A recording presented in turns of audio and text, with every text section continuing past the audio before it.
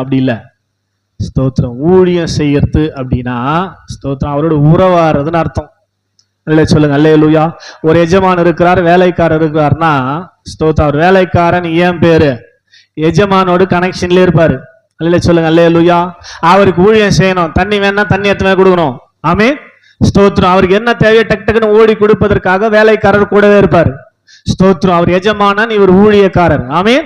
ஊழியக்காரர்னா தொடர்பு இருக்கிறவர்னு அர்த்தம். ஆமென் சொல்லுங்க அல்லேலூயா. என்ன சொல்றாரு கிறிஸ்துவினுடைய அர்த்தம்? ஜீவனுள்ள தேவனோடு தொடர்பில் இருப்பதற்கு. தொடர்பில் இருப்பதற்கு உங்க மனசாட்சியை செத்த கிரியைகள். இன்னைக்கு நிறைய பேருடைய உள்ளத்துல அந்த செத்த கிரியைகள் இருந்து தான் வேலை காட்டிக்குது. ஸ்தோத்திரம். செத்த கிரியைகள்னா எப்போ ஒரு காலத்துல நம்ம செஞ்சிருப்போம்.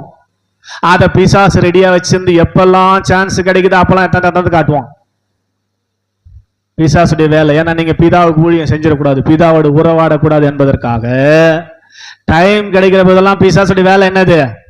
எப்பவே செஞ்சிருப்போம், நமக்கே ஞாபகம் இருக்காது. ஆனா பிசாசு கரெக்டா அதை எத்தனை என்ன பண்ணுவான்? கண்ணு முன்னாடி காட்டினே இருப்பான்.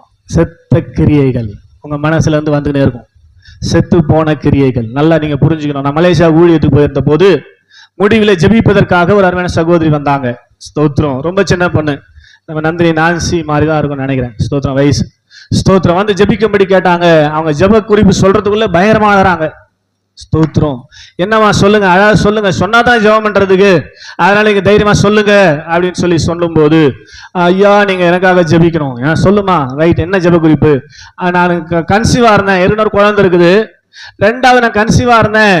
2 மாசம் முடிஞ்சு நான் செக்கிங்க்கு போகும்போது, டெஸ்ட் பண்றதுக்கு போகும்போது 2 மாசம் நான் முழுகாத இருப்பதாக டாக்டர்கள் கன்ஃபார்ம் பண்ணாங்க. இந்தியாவில் மட்டும்தான் என்ன குழந்தைன்னு பார்க்க கூடாது, வெளிநாட்டுலாம் பார்க்கலாம்.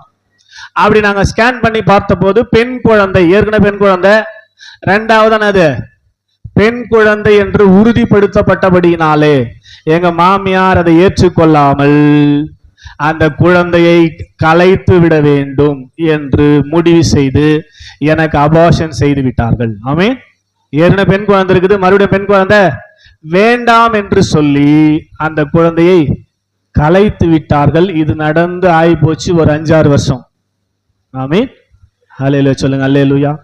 நல்லா செத்த கிரியைகள் சொன்னல, அது உதாரணத்தை சொல்றேன். அல்லேலூயா சொல்லுங்க அல்லேலூயா. ஸ்தோத்திரம். எப்படி அதை பிசாசு ஆக்டிவேட் பண்றான்றதை காட்டுறேன். மறுபடியும் சொல்றேன் உங்களுக்கு. ஏதாவது இது மாதிரி செஞ்சிருப்போம் நம்ம, அதை பிசாசு கரெக்டா கையில எடுத்து வச்சுக்கின்னு ஸ்தோத்திரம் எப்ப டைமா அப்ப தந்து காட்டுவான் ட்ரெயின். ஸ்தோத்திரம். அதை தான் இந்த சகோதரி வாழ்க்கையில செஞ்சான். ஆமென் சொல்லுங்க அல்லேலூயா. ஸ்தோத்திரம். நைட்ல படுத்தா